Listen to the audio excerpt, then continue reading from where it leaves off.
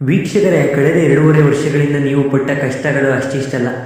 ಮಾಡಿದ ಕೆಲಸಕ್ಕೆ ಕ್ರೆಡಿಟ್ ಸಿಗಲಿಲ್ಲ, ನಂಬಿದವರು ಕೈ ಕೊಟ್ಟರು, ಕೈಗೆ ಬಂದ ತುತ್ತು ಬಾಯಿಗೆ ಬರಲಿಲ್ಲ, ನನ್ನ ಲೈಫ್ ಇಷ್ಟೇನಾ ಅಂತ ನೀವು ನೊಂದುಕೊಂಡಿದ್ದೀರಾ. ಆದರೆ ವೀಕ್ಷಕರೇ, ಕರ್ಕಾಟಕ ರಾಶಿಯವರ ಪಾಲಿಗೆ 2026 ಎಂಬುದು ಕೇವಲ ವರ್ಷವಲ್ಲ, ಇದು ನಿಮ್ಮ ಜೀವನದ ಪುನರ್ಜನ್ಮದ ವರ್ಷ. 12 ವರ್ಷಕ್ಕೊಮ್ಮೆ ಬರುವ ಆ ಒಂದು ಅದ್ಭುತ ಯೋಗ ನಿಮ್ಮ ರಾಶಿಯನ್ನು ಹುಡುಕಿಕೊಂಡು ಬರ್ತಿದೆ. ವಿಧಿಯಾಟ ಹೇಗಿದೆ ಅಂದರೆ ವೀಕ್ಷಕರೇ, ವರ್ಷದ ಮೊದಲ 5 ತಿಂಗಳು ನಿಮ್ಮ ತಾಳ್ಮೆಯನ್ನು ಪರೀಕ್ಷಿಸಿದರೆ ನಂತರದ 7 ತಿಂಗಳು ನಿಮ್ಮನ್ನು ಸಿಂಹಾಸನದ ಮೇಲೆ ಕೂರಿಸಲಿದೆ. ಈ ವಿಡಿಯೋದಲ್ಲಿ ನಾವು ಸುಮ್ಮನೆ ಭವಿಷ್ಯ ಹೇಳ್ತಿಲ್ಲ, ನಿಮ್ಮ ಜೀವನವನ್ನೇ ಬದಲಿಸಬಲ್ಲ ಆ ಜೂನ್ 2ರ ನಂತರ ರಹಸ್ಯವೇನು, ನಿಮ್ಮ 8ನೇ ಮನೆಯಲ್ಲಿ ಕುಳಿತಿರುವ ರಾಹು ನೀಡಲಿರುವ ಆ ಅನಿರೀಕ್ಷಿತ ಧನಯೋಗ ಯಾವುದು, ಮತ್ತು ವಿಡಿಯೋದ ಕೊನೆಯಲ್ಲಿ ನಾವು ಹೇಳುವ ಆ ಒಂದು ಸಣ್ಣ ಪರಿಹಾರ ನಿಮ್ಮ ಸೋಲನ್ನು ಗೆಲುವಾಗಿ ಹೇಗೆ ಬದಲಿಸುತ್ತದೆ ಅನ್ನೋದನ್ನು ಎಳೆಯಾಗಿ ಬಿಚ್ಚಿಡ್ತೀವಿ. ವಿಡಿಯೋವನ್ನು ಕೊನೆಯವರೆಗೂ ನೋಡಿ, ಸ್ಕಿಪ್ ಮಾಡದೆ. ವೀಕ್ಷಕರೇ, ಇನ್ನು ಕರ್ಕಾಟಕ ರಾಶಿಯವರ ಸ್ವಭಾವವನ್ನು ನೋಡುವುದರೆ, ನೀವು ಹೊರಗಿನಿಂದ ತೆಂಗಿನಕಾಯಿಯಂತೆ ಕಠಿಣವಾಗಿ ಕಂಡರೂ ಕೂಡ ಒಳಗಿನಿಂದ ಅಷ್ಟೇ ಮೃದು. ಆದರೆ 2026ರಲ್ಲಿ ನಿಮ್ಮ ಈ ಸಾಫ್ಟ್ ನೇಚರನ್ನು ನೀವು ಬದಲಾಯಿಸಿಕೊಳ್ಳಲೇಬೇಕಾದ ಅನಿವಾರ್ಯತೆ ಎದುರಾಗುತ್ತೆ. ಈ ವರ್ಷ ನಿಮ್ಮಲ್ಲಿ ಸಿಂಹದ ಗುಡುಗು ಕಾಣಿಸಿಕೊಳ್ಳಲಿದೆ. ಶನಿಯ ಪ್ರಭಾವದಿಂದಾಗಿ ನಿಮ್ಮಲ್ಲಿ ಅತಿಯಾದ ಜವಾಬ್ದಾರಿ ಪ್ರಜ್ಞೆ ಮೂಡಲಿದೆ. ಈ ವರ್ಷ ಸೋಮಾರಿತನ ಬಿಟ್ಟು ಸಕ್ರಿಯರಾಗುವ ಈ ಸ್ವಭಾವವೇ ನಿಮ್ಮನ್ನು ಯಶಸ್ಸಿನ ಶಿಖರಕ್ಕೆ ಏರಿಸುವುದು. ವೀಕ್ಷಕರೇ, ಇದು ಈ ವಿಡಿಯೋದ ಅತ್ಯಂತ ಪ್ರಮುಖ ಭಾಗ. 2026ರಲ್ಲಿ ನಿಮ್ಮ ರಾಶಿ ಚಕ್ರದಲ್ಲಿ ನಡೆಯುವ ಈ 3 ಬದಲಾವಣೆಗಳು ಇಡೀ ಜಗತ್ತನ್ನೇ ನಿಮ್ಮತ್ತ ನೋಡುವಂತೆ ಮಾಡುತ್ತವೆ. ವೀಕ್ಷಕರೇ, ಶನಿಯ ಭಾಗ್ಯ ಸಂಚಾರ. ಶನಿದೇವನು ನಿಮ್ಮ ರಾಶಿಯಿಂದ 9ನೇ ಮನೆಯಲ್ಲಿ ಅಂದರೆ ಮೀನ ರಾಶಿಯಲ್ಲಿ ನೆಲೆಸಿದ್ದಾನೆ. ಇದು ಭಾಗ್ಯಸ್ಥಾನ.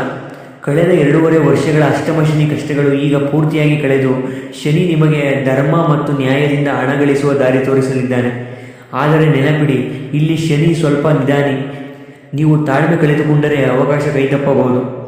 ವೀಕ್ಷಕರಿಂದ ಗುರುವಿನ ಉಚ್ಚ ಸ್ಥಿತಿ ಜೂನ್ 2, 2026 ಈ ದಿನಾಂಕವನ್ನು ನಿಮ್ಮ ಡೈರಿಯಲ್ಲಿ ಬರೆದಿಟ್ಟುಕೊಳ್ಳಿ. ಅಂದು ಗುರುವು ನಿಮ್ಮ ಕ್ಷೇತ್ರವಾದ ಕರ್ಕಾಟಕ ರಾಶಿಗೆ ಪ್ರವೇಶಿಸುತ್ತಾನೆ. ಗುರು ಇಲ್ಲಿ ಉಚ್ಚನಾಗುತ್ತಾನೆ. ಇದು 12 ವರ್ಷಕ್ಕೊಮ್ಮೆ ಬರುವ ಅದ್ಭುತ ಯೋಗ. ವೀಕ್ಷಕರೇ, ಇದು ನಿಮ್ಮ ವ್ಯಕ್ತಿತ್ವವನ್ನು ಚಿನ್ನದಂತೆ ಹೊಳೆಯುವಂತೆ ಮಾಡುತ್ತದೆ. ಇನ್ನು ರಾಹುಕೇತುವನ್ನು ನೋಡುವುದಾದರೆ, ರಾಹು ನಿಮ್ಮ 8ನೇ ಮನೆಯಲ್ಲಿದ್ದಾನೆ. ಇದು ಅನಿರೀಕ್ಷಿತ ಹಣ ಅಥವಾ ಲಾಟ್ರಿ ಹೊಡೆಯಬಹುದು, ಅಥವಾ ಅನಿರೀಕ್ಷಿತವಾಗಿ ಆರೋಗ್ಯ ಕೆಡಬಹುದು. ಈ ಅತೀಂದ್ರಿಯ ಶಕ್ತಿಯನ್ನು ಹೇಗೆ ಬೆಳಗಿಸಬೇಕು ಅನ್ನೋದನ್ನು ಮುಂದೆ ಹೇಳ್ತೀನಿ. ಇನ್ನು ಕರ್ಕಾಟಕ ರಾಶಿಯವರ ಈ ವರ್ಷದ ಸಾಮಾನ್ಯ ಭವಿಷ್ಯವನ್ನು ನೋಡುವುದಾದರೆ, 2026ರ ಮೊದಲ 5 ತಿಂಗಳು ನೀವು ಹಗ್ಗದ ಮೇಲೆ ನಡೆದಂತೆ ಇರಬೇಕು. ಆದರೆ ಜೂನ್ ನಂತರ ನೀವು ರಾಜನಂತೆ ಬಾಳುತ್ತೀರಿ. ಸಮಾಜದಲ್ಲಿ ನಿಮಗೆ ಸಿಗದಿದ್ದ ಮನ್ನಣೆ, ಗೌರವ ಹುಡುಕಿಕೊಂಡು ಬರುತ್ತವೆ. ಈ ವರ್ಷ ಶತ್ರುಗಳು ನಿಮ್ಮ ಮುಂದೆ ಮಂಡಿಯೂರುವ ಕಾಲವಿದು. ಇನ್ನು ಕರ್ಕಾಟಕ ರಾಶಿಯವರ ಹಣಕಾಸು ಭವಿಷ್ಯವನ್ನು ನೋಡುವುದಾದರೆ ವೀಕ್ಷಕರೇ, ದುಡ್ಡು ಬರುತ್ತೆ ಆದರೆ ಕೈಯಲ್ಲಿ ನಿಲ್ಲಲ್ಲ ಅನ್ನೋದೇ ನಿಮ್ಮ ಕಂಪ್ಲೇಂಟ್ ಅಲ್ವಾ? ಮೇ ತಿಂಗಳವರೆಗೆ ರಾಹು 8ನೇ ಮನೆಯಲ್ಲಿ ಇರುವುದರಿಂದ ಷೇರು ಮಾರುಕಟ್ಟೆ ಅಥವಾ ಜೂಜಾಟಗಳಲ್ಲಿ ಹಣ ಹೂಡಬೇಡಿ, ಕಳೆದುಕೊಳ್ಳುವ ಸಾಧ್ಯತೆ ಇದೆ ಹೆಚ್ಚು. ಇನ್ನು ಜೂನ್ ನಂತರ ಹಂಸಯೋಗದ ಪ್ರಭಾವದಿಂದ ಆದಾಯದ ಮೂಲಗಳು ಹೆಚ್ಚಾಗುತ್ತವೆ. ಒಂದಕ್ಕಿಂತ ಹೆಚ್ಚು ದಾರಿಗಳಿಂದ ಹಣ ಬರಲಿದೆ ಈ ವರ್ಷ. ಇನ್ನು ಪಿತ್ರಾರ್ಜಿತ ಆಸ್ತಿಯಿಂದ ದೊಡ್ಡ ಮೊತ್ತದ ಲಾಭ ನಿಮಗಿದೆ. ವೀಕ್ಷಕರೇ, ಇನ್ನು ಈ ವರ್ಷ ನೀವು ಮನೆ ಮತ್ತು ಸೈಟು ಖರೀದಿ ಮಾಡಬೇಕು ಎಂದುಕೊಂಡಿದ್ದರೆ, ನೀವು ತುಂಬ ದಿನಗಳಿಂದ ಕನಸು ಕಾಣುತ್ತಿದ್ದ ಸ್ವಂತ ಮನೆ ಈ ವರ್ಷ ನನಸಾಗುವ ಎಲ್ಲ ಲಕ್ಷಣಗಳಿವೆ. ವಿಶೇಷವಾಗಿ ಸೆಪ್ಟೆಂಬರ್ ಮತ್ತು ಅಕ್ಟೋಬರ್ ತಿಂಗಳಲ್ಲಿ ಭೂಮಿ ಖರೀದಿ ಅಥವಾ ಗೃಹ ಪ್ರವೇಶಕ್ಕೆ ಅತ್ಯಂತ ಶುಭಯೋಗವಿದೆ. ಇನ್ನು ಮಂಗಳದ ಅನುಗ್ರಹದಿಂದ ಆಸ್ತಿ ವಿಚಾರದಲ್ಲಿ ಇದ್ದ ಕಾನೂನು ಸಂಕಷ್ಟಗಳು ಬಗೆಹರಿಯಲಿವೆ. ಇನ್ನು ಕರ್ಕಾಟಕ ರಾಶಿಯವರ ಉದ್ಯೋಗ ಮತ್ತು ವ್ಯವಹಾರದ ಭವಿಷ್ಯವನ್ನು ನೋಡುವುದಾದರೆ, ಈ ವರ್ಷ ಕೆಲಸ ಮಾಡುವವರಿಗೆ ಬಾಸ್ ಜೊತೆಗಿನ ಕಿರಿಕಿರಿ ಮುಕ್ತಾಯವಾಗಲಿವೆ. ನೀವು ಕೆಲಸ ಬಿಡಬೇಕು ಅಂದುಕೊಂಡಿದ್ದರೆ ಜೂನ್ವರೆಗೆ ತಾಳ್ಮೆಯಿಂದ ಕಾಯಿರಿ.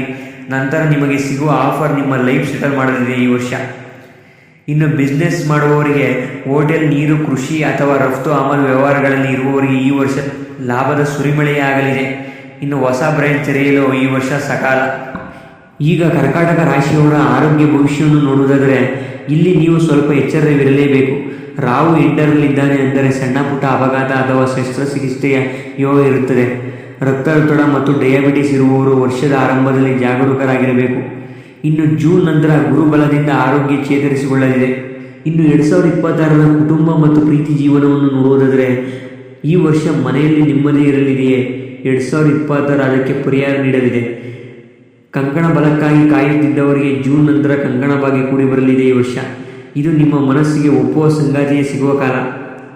ಇನ್ನು ದಂಪತಿಗಳ ನಡುವೆ ಇದ್ದ ಸಣ್ಣ ಪುಟ್ಟ ಮನಸ್ತಾಪಗಳು ದೂರವಾಗಿ ಸಂತಾನ ಭಾಗ್ಯಕ್ಕಾಗಿ ಕಾಯುತ್ತಿರುವವರಿಗೆ ಶುಭವಾರ್ತೆ ಸಿಗಲಿದೆ ಈ ವರ್ಷ.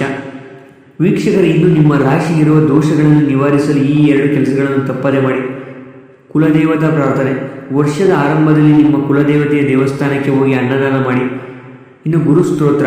ಪ್ರತಿ ಗುರುವಾರ ರಾಘವೇಂದ್ರ ಸ್ವಾಮಿಗಳ ಅಥವಾ ಸಾಯಿಬಾಬಾರವರ ದರ್ಶನ ಮಾಡಿ ಓಂ ನಮೋ ಭಗವತೆ ವಾಸುದೇವಾಯ ಮಂತ್ರವನ್ನು ಜಪಿಸಿ. ಇನ್ನು ಅತಿ ಮುಖ್ಯವಾಗಿ ಹೇಳುವುದಾದರೆ ಪಕ್ಷಿಗಳಿಗೆ ನೀರು ಮತ್ತು ಧಾನ್ಯವನ್ನು ನೀಡಿ. ಇದು ನಿಮ್ಮ 8ನೇ ಮನೆಯಲ್ಲಿರುವ ರಾಹುವಿನ ದೋಷವನ್ನು ಕಡಿಮೆ ಮಾಡುತ್ತದೆ. ವೀಕ್ಷಕರೇ, ಕೊನೆಯದಾಗಿ ಹೇಳುವುದಾದರೆ ಕರ್ಕಾಟಕ ರಾಶಿಯವರಿಗೆ 2026 ಒಂದು ಸುವರ್ಣ ಅವಕಾಶ. ಕಷ್ಟದ ಕಾರ್ಮೋಡ ಸರಿದು ಸುಖದ ಸೂರ್ಯೋದಯವಾಗಲಿದೆ. ವೀಕ್ಷಕರೇ, ಈ ವಿಡಿಯೋ ನಿಮಗೆ ಧೈರ್ಯ ನೀಡಿದ್ದರೆ ಕಮೆಂಟ್ನಲ್ಲಿ ಜೈ ಶ್ರೀರಾಮ್ ಅಥವಾ ಓಂ ನಮಃ ಶಿವಾಯ ಎಂದು ಬರೆಯಿರಿ. ನಿಮ್ಮ ಸ್ನೇಹಿತರಿಗೆ ಕೂಡ ಶೇರ್ ಮಾಡಿ, ಹಾಗೆ ಲೈಕ್ ಮಾಡಿ.